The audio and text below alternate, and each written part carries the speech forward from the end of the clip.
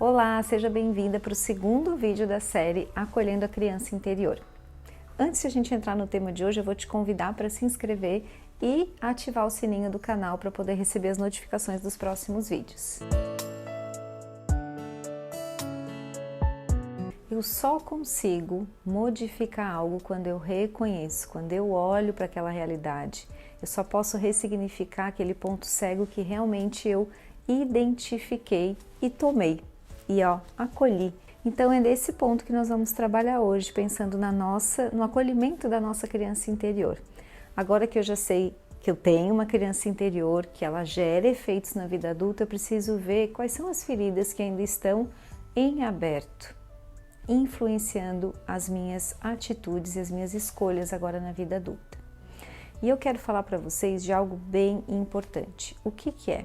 Dentro da visão sistêmica, nós precisamos considerar que tudo que a gente vivenciou desde o momento da nossa gestação influencia no nosso adulto. Então, tudo que envolve a nossa gestação, a notícia da nossa gravidez, a época em que os nossos pais estavam vivendo economicamente, entre eles como casal, tudo isso interfere. Se eles eram um casal, se eles não eram, se eu pude conhecer ou não um deles.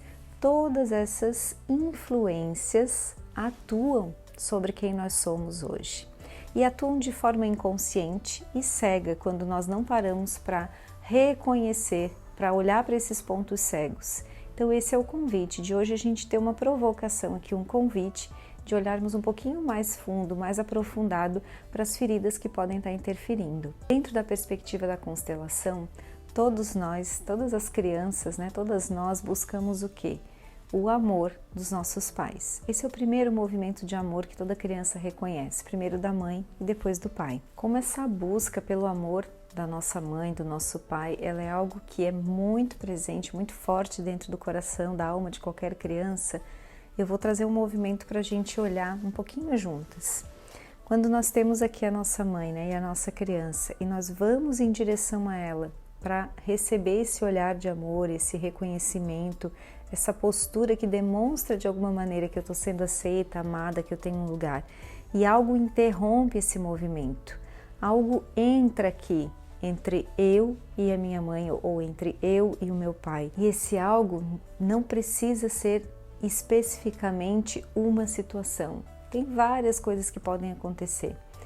Um dos dois que adoece, um dos dois que vive um processo de morte de alguém muito querido ou a própria morte, o nascimento de um outro irmão que acaba interrompendo esse movimento livre e aí o meu pai ou a minha mãe ou os dois precisam dar atenção, principalmente se esse irmão tiver uma necessidade especial. Quando um dos pais tem uma dependência química ou tem um transtorno emocional muito sério e daí esses pais precisam olhar um para o outro e não tem tanta disponibilidade para a criança. Então, muitas são as possibilidades de interrupção entre a minha chegada para receber o amor deles ou de um deles e a possibilidade desse pai ou dessa mãe chegar também próximo de mim. Quando eu começo a entender quais foram as questões que interromperam esse movimento, aí eu tenho a possibilidade de entender o que está interrompido ainda hoje na minha vida também. Muitas vezes essa interrupção que acontece, a gente pode, eu vou pegar um exemplo para a gente poder ter tornar concreto. Vamos imaginar que nesse movimento de me aproximar dos meus pais ou de receber esse amor, teve o nascimento de um filho caçula. E esse filho caçula teve uma necessidade especial para ser atendida. Nesse momento que eu estou me aproximando, que é a interrupção, eu posso entender com a minha criança que não tem um repertório emocional, nem o cérebro desenvolvido ainda com a capacidade de racionalização, eu posso fazer um entendimento emocional de que eu não fui boa o suficiente para que essa mãe ou esse pai ou os dois pudessem colocar, ou dar esse espaço de amor para mim. E estão preferindo o meu irmão, a minha irmã. Muitas famílias também não conversam sobre o que acontece e a criança fantasia coisas. Tem famílias que não deixam claro, não, mas seu irmão está precisando por isso, sua irmã está com um problema X.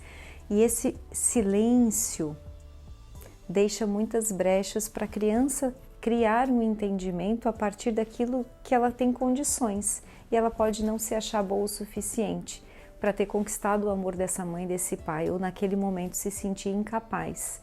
E isso pode gerar uma sensação pós-infância. Pode ser que eu vá para a vida adulta me sentindo assim, mesmo quando eu ouço muitos elogios, mesmo quando eu tenho reconhecimento, mesmo quando eu conquisto bens materiais, situações profissionais novas, ainda assim parece que falta algo, que muitas vezes está nesse movimento interrompido do primeiro amor das nossas vidas, que é o amor relacionado aos nossos pais. E essa é a grande possibilidade que nós temos de fazer algo de bom com o que nos aconteceu.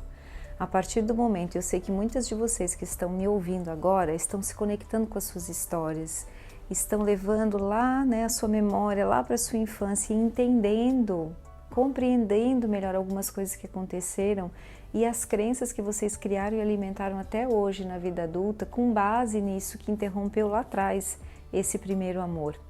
E o que a gente acaba fazendo para evitar essa sensação, às vezes de rejeição, de abandono, de ter sido deixada de lado, de não me sentir competente o suficiente, eu também evito coisas novas na minha vida adulta. Eu arrisco muito pouco, eu me coloco, me posiciono muito pouco, porque eu não quero mais viver a emoção primeira lá, essa sensação, essa emoção negativa que ficou registrada em mim. Então agora você está tendo a oportunidade de fazer essa visita no seu baú de memórias e poder compreender que não era com você. Não era sua culpa. Não é uma incompetência sua. Tem questões muito anteriores a você, dos seus pais e até do que acontecia, você não sabia, que modelavam o comportamento deles, e nem tudo é sobre você. Espero ter contribuído com esse conteúdo que trouxe mais um pouquinho de luz para nossa criança interior, e não perde o terceiro vídeo dessa série, Acolhendo a Sua Criança Interior.